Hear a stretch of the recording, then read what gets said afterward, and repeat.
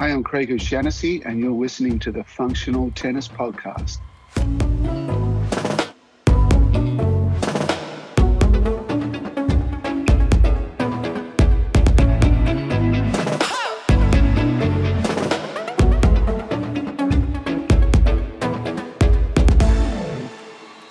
Welcome to episode 82 of the Functional Tennis Podcast.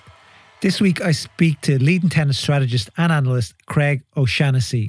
Craig has famously worked with Novak Djokovic and currently works with Matteo Berrettini and Jan-Lennard Struff. We chat about data, the benefits of it, how he puts it all together and works with the teams, and he tells us some stories from some of his players he's worked with. Before we get started, a shout out to our podcast sponsor Slinger, our favourite ball machine, which is also portable and can store all your tennis equipment. Head over to slingerbag.com to check it out and get all the info and pricing. Okay, really excited to get talking to Craig. Here we go. Hi Craig, welcome to the Functional Tennis Podcast. It's a pleasure to be with you. I'm in Austin, Texas today, and nice weather. Aussie Open's kicking off, but we're going to be doing it from afar this year. Great. And first of all, excited to have you on. It's been a while. I've been wanting to get you on. People have asked to get you on. So really great to get here, ask you some questions and get to know more about you. But let's start first of all with you're in Austin. The Aussie Open's going to be on in Australia, obviously. Though it could be on a different country the way quali's going. You never know. How do you work with the different time zones and then also not being on site? It actually works out really well for me. So there's a few different aspects to my business working with players. So there's, and everything centers around match video. So when a player plays a match, wherever they are in the world, that match typically is going to have, it's going to appear on Tennis TV or the Tennis Channel, depending on the courts they're on. And I get the footage of the match and I have it tagged in Dartfish software. And it's the tagging panel is set up to extract the metrics that I want out of it. So, I look at 8 different locations in the service box. I look at an ABCD location on the baseline. I put a very heavy influence in the reporting into the first 4 shots. So where did the serve go? What shot was hit by the return? Where did the return go to that ABC area, the serve +1 and the return +1? So, a lot of the research that I've done in the past strongly indicates that whoever wins the battle of the first 4 shots is going to win the match. Essentially, the first 2 times you touch the ball means more than the rest of the touches in that rally. So I do a lot of video analysis, and it's a combination of studying the players who I'm working with, but also scouting upcoming opponents. So I do both. And essentially, I'm going to be able to do the exact same job and deliver the same metrics, whether I'm in Austin or whether I'm in Melbourne. The face-to-face aspect of it will be missing.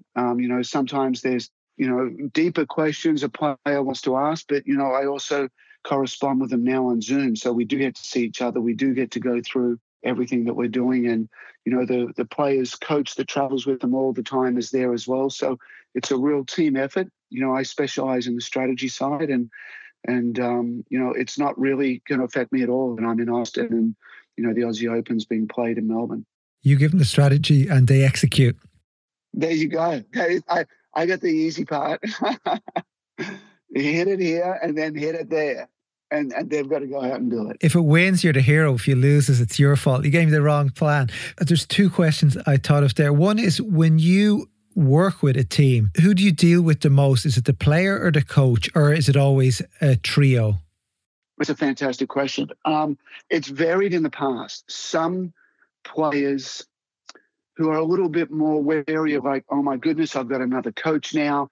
I just want one unified voice. Craig, can you please give all the information to my coach and then he can pass it to me? I tried that. It's the worst way of all to do it.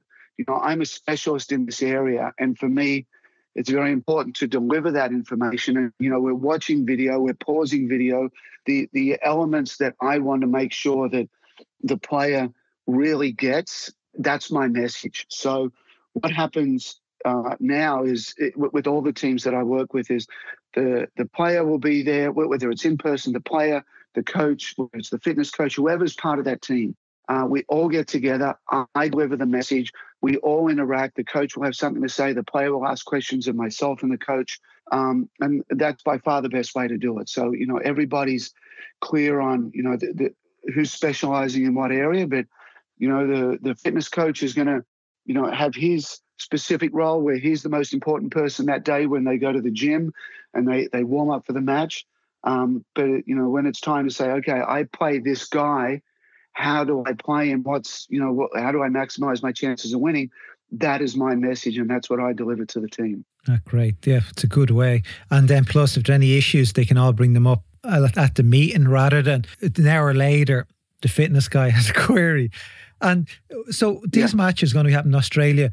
Are they being tagged live? Are you tagging them yourself, or do you have a team that tags them?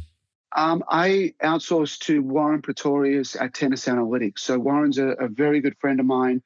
He has a company that essentially does that. He does tagging. So he's got around 50 collegiate teams here in the US. He also works with Tennis Canada and the USTA. And I used to do it all myself. It's such a time-consuming job to do match tagging. So I said, Warren, here's my panel. This is what I want tagged. And his team now does it, which really, really helps me to take that out of it. From what's given back to me is the complete match is tagged and it's online. So I can go to any point and go and watch it immediately. There's what we have is called as a match intelligence report. And it's a 10-page document that goes very deeply into the elements of the match that we want tagged and we want to look at. And, I start with a match intelligence report. I look at the numbers. The numbers lead me to the video.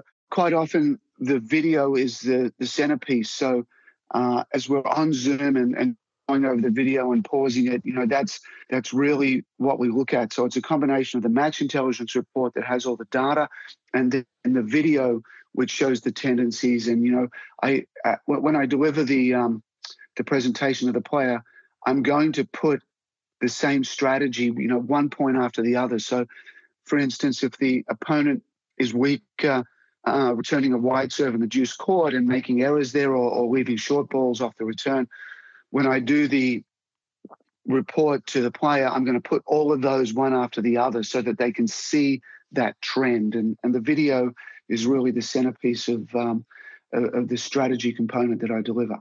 It's interesting, the video analysis thing. What you've brought to this game is incredible. Like, would you agree saying tennis is still a long way behind all the other sports in terms of video? And by I mean other sports, maybe I mean football, soccer, those sort of sports. I think we're getting better at doing it on a kind of a one-by-one scale. When you're looking at, say, a football team, but they've got essentially maybe they've got a dozen people in their video department, and they're some are just looking at next week's opponents, some are looking at your players, some are looking at just offense or defense. If it's an American football team, but I think what we're delivering to the players now, I think is very, very good, and I think that would stack up with the message that's delivered in other sports.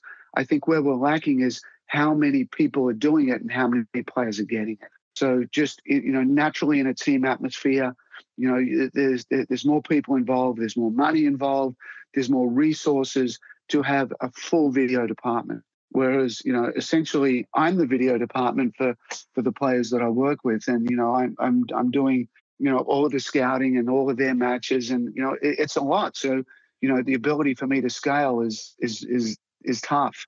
But I think in other sports, there's a lot more players getting this information, whereas in tennis, the information is very, very good, but it's very, very limited. It's probably more precise in tennis, the information, because it's so singular. But as you say, it comes down to resources. That is a good point. And so you've famously worked with Novak Djokovic, more recently Berrettini. What is the clear advantage you can tell our listeners that you give these guys from day one? There's no surprises on the other side of the court. So the year before, I remember Roger Federer went, I think it was the Doha tournament, and he lost to a guy that he'd never played before. And it was a close match. He had his chances. I think it went down to a tiebreaker in the third set. But, Roger said, the problem for me in this match is that I've never seen this guy play. I don't know what his strengths and weaknesses are. I don't know, if he starts getting hot in a match, do I go away from that area or do I keep going there because, he doesn't usually do that. So, for 3 years, I did a preview when I was working with Novak, 2017, 2018, 2019. Every single match he played, including players he'd never played before, he received a report on that player, which is a combination of video and a combination of match metrics. And it could have been, a combination of several of those matches that the opponent played. So what a big advantage that this type of analysis delivers is that the opponent almost better than they know their game before you step on the court. You know the tendencies. You know where they're going to serve on big points. You have a specific location where to return the serve, which will extract the most errors. You know the best baseline patterns. You know what to approach.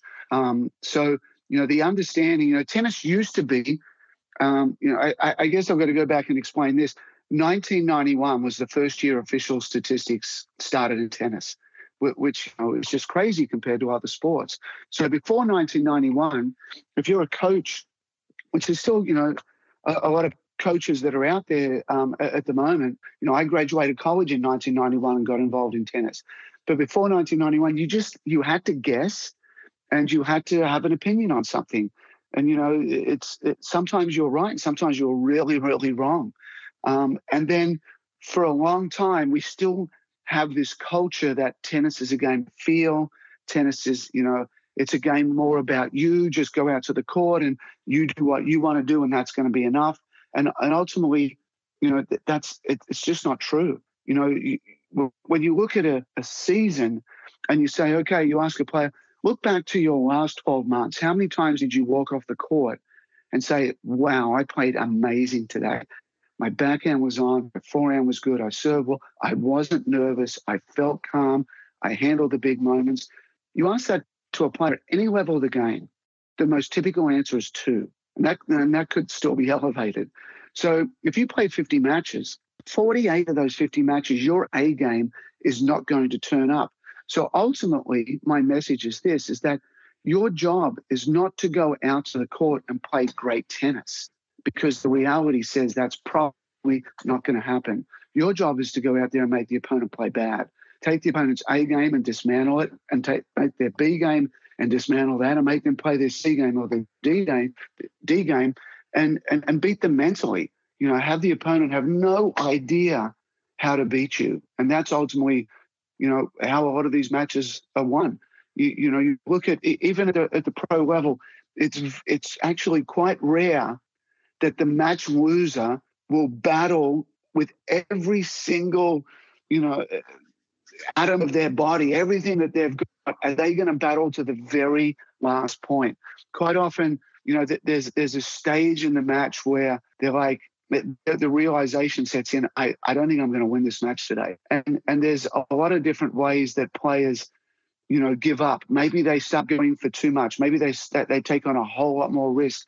And I say, well, if it goes in for a while, great. But, let's say you do that for a set. So maybe they get a little bit angry. Maybe they get down. You see their hands kind of raising out. It's like, well, what have I got to do today to win points? So ultimately, when you go and play matches, it's far more about the person on the other side of the court. The person on the other side of the court is the most important person on that tennis court. It's your job to make them play bad. It's your job to, to hide what you're doing on your side of the court, which is why I teach a lot of primary and secondary patterns. Primary patterns are the things that you want to do a lot of, that you're going to have a winning percentage. And secondary patterns are your surprise elements that you want to do when the opponent's not expecting it or where the scoreboard is not pressuring you. So ultimately, that's kind of a big picture overview of how all this comes together. Your services, let's say you give them to a player ranked 250 in the world, say, okay, I'm going to pay to have Craig on your team this year. Let's take you to the next level. But if these players don't have full shot selection, which many players there's some good shots, but not all the shots are unbelievable. They've total mastery control of. Of course. How useful are you to the lower ranked players? Are they really missing out on by not having you, or you can still give them a massive edge? Yeah, absolutely. One of the first things that you want to do with these players, and I've worked with a lot, in that 150 to 250 range, is figure out where they're strong and where they're weak. A lot of times they have an idea, but they don't really know. And I'll give you a classic example. I started working with Rajiv Ram back around 2011, I think it was. And Rajiv had previously won the Newport ATP event. He'd moved into the top 100. He had his best ranking around 80. And then, a year later, he hasn't defended that ranking and he's back out to around 180. And I started working with him and at the Atlanta event, and Rajiv, he got lost with the coaching advice that he was getting. I remember the conversation, him saying, well, it's too tough. Coaches think it's too tough in today's game to go to the net. It's too tough to serve and volley. It's too tough to attack like that. And so Rajiv, he's not the fastest guy, but he's really, really good when he comes forward, and he's not, nearly as good with his win percentages from the baseline. So I started working with him at Atlanta, where he beat Dimitrov in the first round. He beat Leighton Hewitt in the second round. He had match points against Ryan Harrison in the quarterfinals and lost that match. But to cut a long story short, I put those three matches together in Dartfish, and we discovered in those three matches he'd only hit one backhand winner. Now, I sat on the side of the court and watched all three matches, and I hadn't picked up on that. I'd also tagged those three matches, but looked at them separately. And with the low backhand number, you're like, well, okay, it's kind of a one-off. But, his opponents, I think, had 27, and he had one. And I went and looked at the one, and it was a net cord. So essentially, he had zero. So I'm like, holy cow, this guy's, got no backhand. And then I'm like, hopefully he's got some, he's forcing errors from his backhand, which, for a lot of times it's the backhand down the line. So it was really easy. I clicked on the opponent's forehand errors and watched all of them. And there was not one forehand error in those three matches from Rajiv's backhand down the line. So we'd uncovered a real hole in his game. And I said to Rajiv, do you realize essentially in three matches you haven't hit a backhand winner? And he's like, yeah, it kind of makes sense because I always struggle against lefties that attack his backhand, and he struggles against righties that have a good run around forehand that attack his backhand. So we came up with a strategy to limit his backhand and to hit to parts of the court that brought the ball back to his forehand. And within a year, we had him back inside the top 100 in the world. So without that technology, we wouldn't have really figured out where that hot spot was in the weaker side of his game.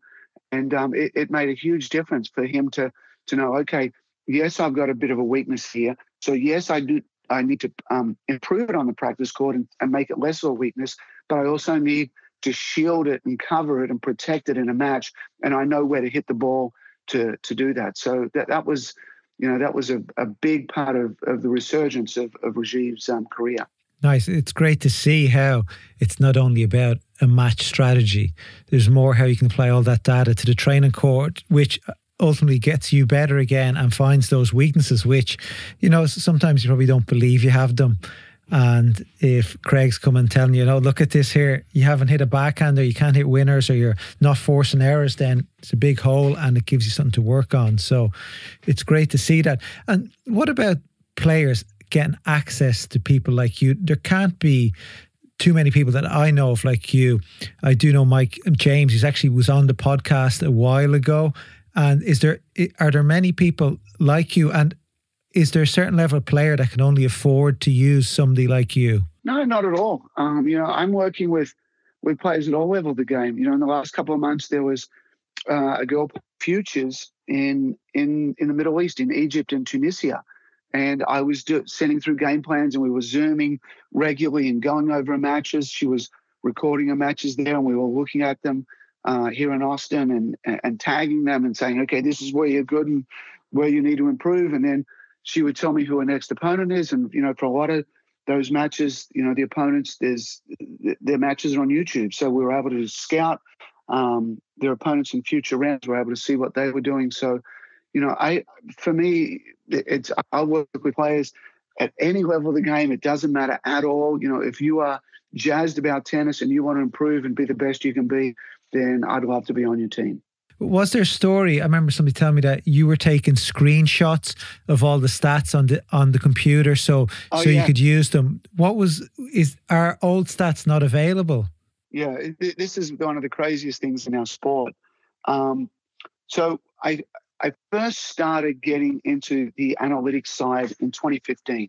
So I'm at the 2015 Australian Open, and I asked, I've got a press pass. I'm coaching there, and in the press area, there's a screen in front of you that's got all the match analytics for the entire tournament.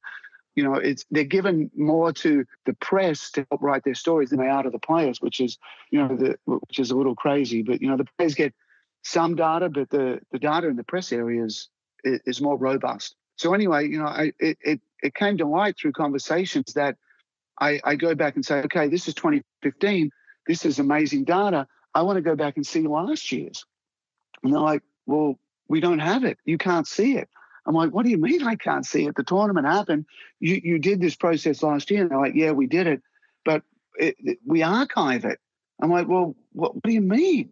It's like going to the Super Bowl and saying, I want information on the quarterback from last year. And they're saying, well, we don't have it. It's just absolutely crazy.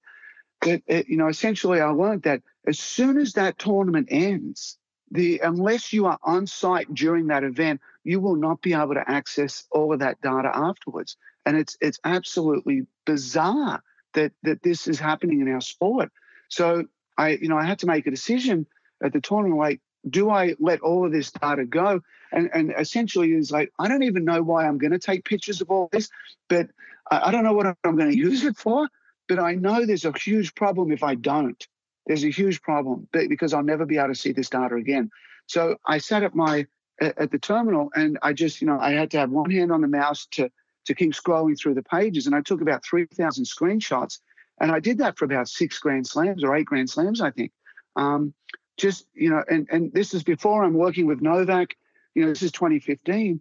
But a lot of that data was so valuable for me later on when I have to go and scout an opponent. I'm like, well, they won 4 matches in Australia back in 2015. I'm the only guy that has got that data now. I go back and look and I see all the tendencies of that player. So I didn't know why I was doing it at the time, but it was one of the best things I've ever done. Now you can get a PDF, so I don't have to take screenshots, but the data's all gone. You still can't access all of that robust data after the tournament's over. So, it's crazy. It's absolutely crazy. People in tennis want more data, and it's we're not doing the job of getting everybody and being as open sourced certainly as we could be. Yeah, I think in this day and age, that's not good enough. That should be available to all, especially people working, you guys, and people involved in the software side where there's APIs for everything this year. I don't know. Anyway, I'm sure that's another conversation. But yeah, tell me, what's it like working with the world's best athlete, Novak Djokovic, and even Berrettini? These guys are the best in the world. How good are they to work with? Yeah, it's amazing. In some parts, there's some element of this that it's almost identical to coaching a 16-year-old boy. It's almost identical because you got the court is the same, the ball is the same, the rackets are the same. It's just this, the two 16-year-old boys. You still want to look to the other side of the court and figure out the opponent's strengths and weaknesses. You still want to know what patterns of play that are going to help you. And, in some ways, as I relate the strategy, it's very, very simple strategy. There's a mountain of data. There could be, a ream of 100 pages of data, to go through and analyze an opponent. But when I sit down and speak with the players, the art of is to simplify the message. So that's one part of it. Let's say you were sitting at a table. We're maybe in a restaurant, and there's I'm talking to a player on the other side of the wall, and you can hear the conversation. And you're like, okay, I know Craig's going to talk with Novak at some stage, and he's going to talk with a junior in the Australian Open Juniors. But you don't know which. You hear the two conversations. It's going to be very difficult for you to figure out if I'm talking to the junior or if I'm talking to Novak. They're going to be very, very, very similar. to actually, to work one-on-one with them, their level of professionalism is so high, with everything that they're doing, whether it's, preparing their body, it's the diet, it's the practice schedule, it's the understanding of the opponent. A lot of times you can look at a young player as like, that they get hot, but you look at everything around them. You look at how professional are they in all the elements of their trade. And, that's a huge deal. I just in the last couple of days, I was watching a video of Wayne Ferreira on Twitter, and he's working with Frances Tiafoe. And they said, what kind of things are you working with Frances? And he's like, he said, to be honest, it's about taking the phone away from him and the screen time and making sure that, if he's at the event, he's been professional. And even to the point, and I agree with Wayne 100% with this, is that when Frances goes into the training room and, he may be laying on a training table for 30 minutes getting treatment, that he's not on his phone. You would never find, that the best players in the world kind of cutting a corner, that in any area that could mean them winning more matches and being more professional and ultimately being the best that they can on the court. So the elite players take that to another level, whereas, players that maybe further down the rankings that may have, similar abilities, but they're not quite as serious about their preparation, ultimately that will tell on the court. That's crazy to hear. Oh, there's no shortcuts, is there?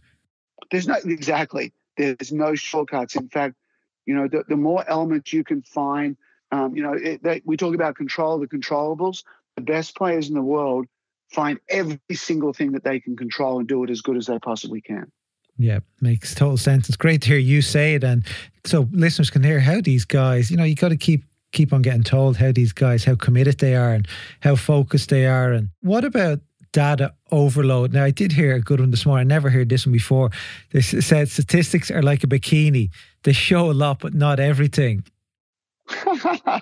I'd never heard that before. Okay. I thought it was quite good. So, yeah, how do you stop data overload? And also to sometimes the data is exactly not showing what's going on. Yeah, good point. As I mentioned earlier, the video is the key element. So, my background is I have a journalism degree. In high school, I almost failed math. I'm much more on the English side, the writing side. That was always very enjoyable for me. And now I've been able to combine tennis and writing, and which is a ton of fun. But when you look at the data side of it, that's the math side. That was never a strength of what I did, and that kind of explains my process. Is that the first thing I'm going to look at when analyzing a match is absolutely, I've got the video in front of me and I've got the data in front of me. The first thing I'm going to do is go to the data, because the data is like a language.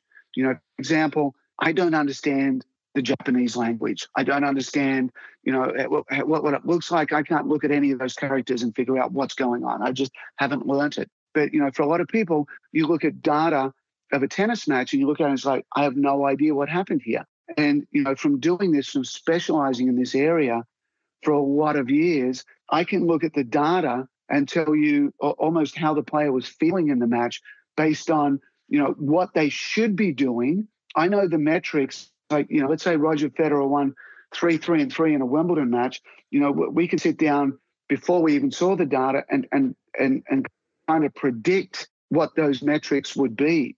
So you go to the data first, you get a feel for the match, and then you go to the video, because the video is everything. What I'm doing, it's not about the data. It's simply about the strategy. It's about the strategy of winning tennis matches, and that it's an easier message and it's a stickier message to actually see it in video. That's the key. So, for instance, the data may say I made 6 backhand errors. Okay, great. So what I'm going to do is I'm going to click on that number 6, which is going to bring those 6 backhand errors up. And what you're going to find 9 times out of 10 is 4 of those 6, the majority of those 6 are exactly the same error. They could be, I'm going down the line, hitting the ball late and messing it wide in the alley. Rarely does somebody have a weakness and they're spraying it in 20 different directions. They're typically, it's the same problem happening again and again and again and again. So, when I see a number that's really, really good or really, really bad. I can't know, let's say the number's 20. We've got 20 aces. I know 12 of them are probably in the same spot. We've got, you've won 25 points at net. 17 of them are going to be a forehand approach to the backhand. It's once you start doing something well, you want to continue to do it. So, your specific question was, how do you avoid data overload? Is that you make video the centerpiece of the presentation. Use data to find the video that you want to look at. So the last thing you want to do with a player is sit them down and watch every point of the match. They're going to lose focus and interest, and not every point's worth the same. Not every point's important, but use the data to go and look at the right points in the match from the match video. And should they watch more data? I'm just reading that book more video. I'm just reading that book, The Minute, by Dynasty. It's based on the New England Patriots, which is an amazing book. There's just a part in it about Tom Brady had his first bad game, his worst game in 2 years. He got home, got off the plane at like 2 a.m. and he just spent all night looking at video of that film, what he did wrong. Yeah. And I know NFL is renowned for it, but do you think tennis players should be watching a lot more video? Yeah, absolutely. There's no doubt. And you know what I think is one of the funniest things is in December every year, the players have their off season, and it's like, okay, which is essentially a really good time for the body to rest. That you need to freshen up. You need to almost walk away from the sport. And I see players go out there and they're training. The intentions are good. Yes, I'm on the court hitting a bunch of balls. Yes, I'm in the gym trying to get fitter. There's a time for that. But as part of a regime to become a better tennis player and ultimately gather more wins next season than I did this season, you don't see a player sitting at a computer looking at a match going, oh, I'm studying Rafa. I'm studying him because he does things better than me and I want to copy him. And also I hope to play him next year and I'm figuring out right now how to beat him. I mean, those tweets aren't there. They don't exist, but they should. They should exist. Yes, players should be studying more video. There's no question. Yeah, and they spend enough time in airports and airplanes and hotels. They could. Oh my goodness, a little bit more. You know all about it. But and from juniors' point of view, so just two questions about juniors. First question would be, when should parents look at this side of tennis, your side, the stats side, and say, okay, let's figure out a way to start applying these to our child's game? And two, Craig, what are the big difference in numbers between a junior player and a good senior player? Where do you see the big differences? I'm currently working with a 10-year-old boy. So, we've got in the team, we've got his coach, who's a very good friend of mine. We've got the dad, and we've got match videos. So they send me the videos. We have them tagged. We put them all together into one unit, and we look at the analytics and figure out where this 10-year-old is doing well and where the 10-year-old is not doing well. So, one of the best patterns of play on the Pro Tour is to hit run around forehands. And this kid, this 10-year-old, is doing a phenomenal job at it. So the fact that I can say, okay, I want you to watch this video of Novak running around his backhand to hit a forehand. I'm like, that's a good thing. Now a video of Roger doing it. Now here's a video of Rafa doing it. Now here's a 5-minute video of you doing it in all of these points. And so it becomes very powerful for this kid to know, wow, and it's a little by accident, but it's very apparent for him that he's doing the right strategy, early on. We look at the patterns that he's doing well. We look at the patterns that aren't doing well. Well, what he's also doing, which is common in 10-year-olds, he's hitting way too many half volleys. The ball's landing in the middle of the court and he's got to make a decision. Do I run my back? Do I go in? So we're like, let's try and take the half volley out of it because there's just a lot of errors in that part of his game. So we also, I have a course that I produced with Warren Pretorius called Game Plan. And we have a lot of data from 10s, 12s, 14s, 16s, 18s, and then college tennis and the pros. And it's all about the player development pathway. So we know where this 10-year-old is. He's in the under 12 bracket and already doing well there, but we know what his metrics are down the line. We know that, going to the net's a good thing. So, this 10-year-old is not going to know at this stage, and the coach really isn't going to know. It's like, do we start teaching this kid to go to the net? Well, we look at his match analytics and he's going to the net already twice the amount as his opponents. And we just encourage the daylights out of it. And we show the right way to go in. We show hit a forehand to the backhand, but at 10, he's going to get lobbed a lot. So we show him the exact time to stop, which is, hit the approach, go to around the service line and just pause for a second and look at your opponent, because there's a pretty good chance he's going to lob. And if he lobs, you can't keep going forward. So instead of him being 16 years of age and saying, okay, I'd really like to add going to the net to my game, we're incorporating that right now at 10. So he's going to have 6 years of nailing that. He's going to be really proficient at 16, where a lot of other players, it'll be kind of their entry point of like, okay, let me try and add this to his game. So, essentially, when do you start with this service, which I think was your question? As soon as you start competing is the answer to that. If you start playing matches and winning and losing is important, then we can look at the strategy of the game.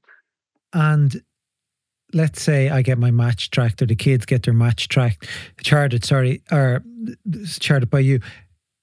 How many matches every match should be done? It's not good enough getting one match done and showing up 10 matches later and doing it again. Yeah. Ideally you want very competitive matches to look at. So, the girl that was playing over in Tunisia and Egypt, I think we just did a group of 14 matches. I made sure that, we got all the losses. They're very important to figure out. But, there were a couple of extra matches that she won 11-1 or 1-1. And I left that out of the data set because it's a match that should be won. And I'll still look at it, but I didn't want to put that in with the total. So, ideally, lately I've done, a few sets of 12 matches, and I try and get, it's either going to be 8 wins and 4 losses or 6 wins and 6 losses.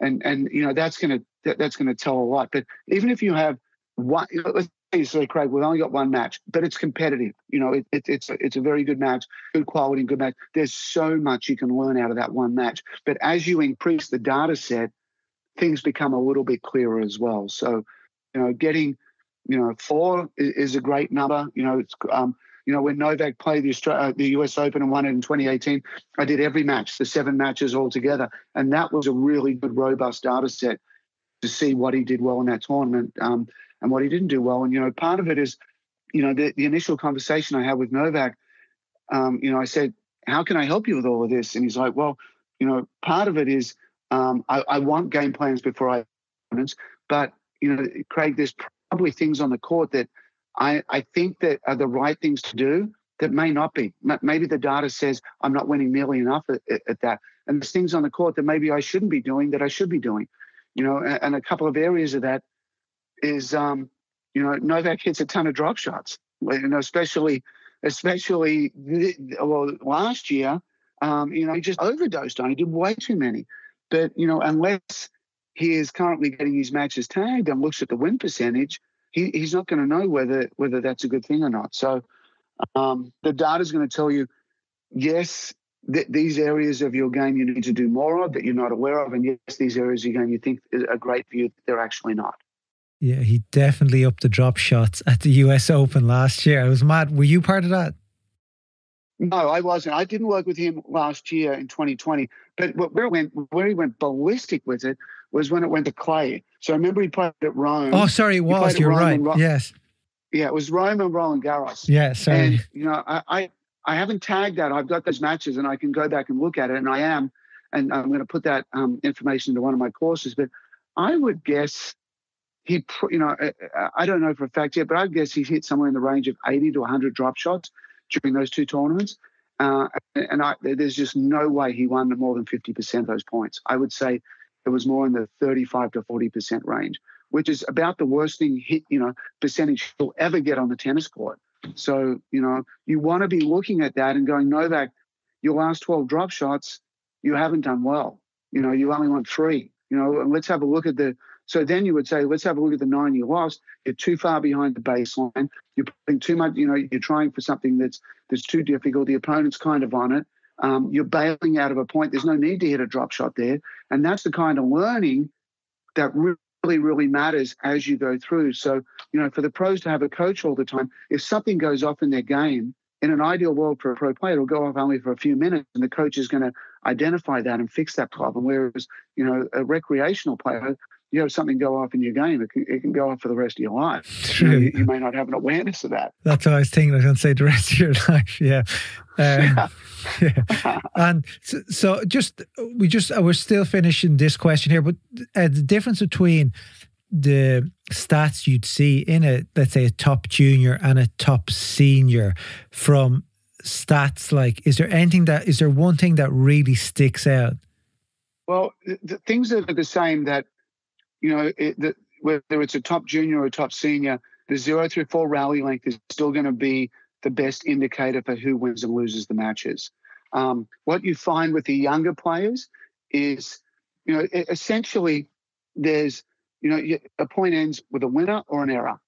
And, if you break errors down, we've got these two labels called, forced and unforced. And an unforced error is so arbitrary.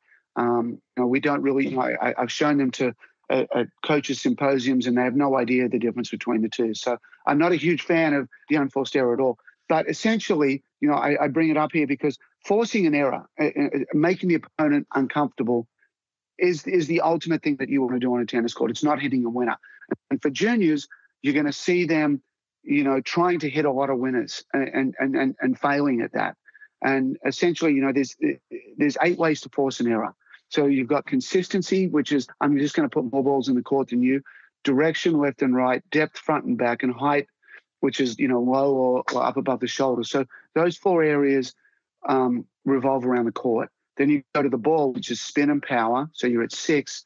And then you have your court position, and then the time that you, or the lack of time you give your opponent to prepare for the shot. So juniors get very much involved with power and direction. And that dominates their mind. I've got to hit it away from my opponent, and the harder I hit it, the better. Whereas a pro is going to say, I'm going to have better height, I'm going to have better depth, I'm going to put more spin on the ball. And the pro is going to, use all 8 of those areas to force errors instead of just relying on 1 or 2. So their game becomes, a bit more well-rounded, and which takes away kind of the bad errors. If you look at a junior and say, let's organize 100 points. So you played a match and there was 100 points in it.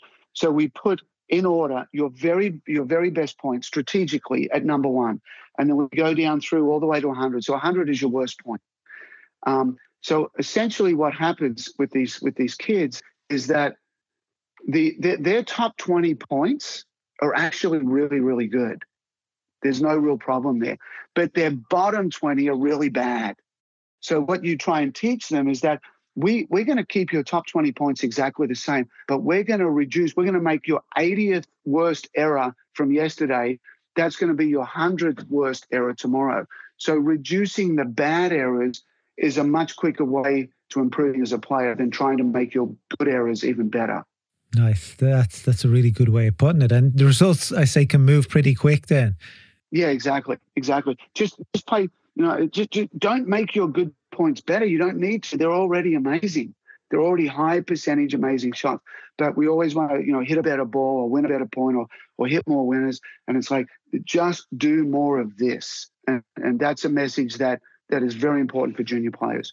And is there an average age where you see that mentality shift happening, or is there a certain level of player you say, okay, the player gets to 220 in the world, and this usually happens?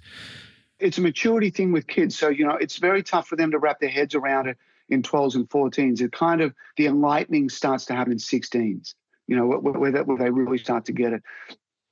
There's from the pro tour, there is a real line in the sand with the top 100, just as a ranking. If you're ranked, you could be ranked 120, and to get those 20 spots to 100, it's really, really difficult. It's so much tougher to go from 120 to 100 than 140 to 120. And that dividing line in the sand, the players that make the top 100, that reach 90 and reach 80 and reach 70, and may not even go any further than that, they still figure something out better than the player that's ranked 120. There's there's 40 spots. Between 80 and 40, I think there's less difference between 80 and 40 than there is between 80 and 120. Okay. It's a tough world out there. Yeah. And a lot of times with that 100, it's such a big line because, that's your main draw entry into the Grand Slams. Even though there's 128 to play, you've got wild cards and you've got qualifiers, and then you've got some special exemptions, and then you've got protected rankings. So the cuts generally right around 100, maybe sometimes 98. So, you want your ranking to be in 100 desperately so that you can play those 4 Grand Slams. And even if you lose first round, you've already won $250,000. So it helps. There's so much more of the money's tied up in those slams. I think to lose first round of the Australian Open right now is $100,000.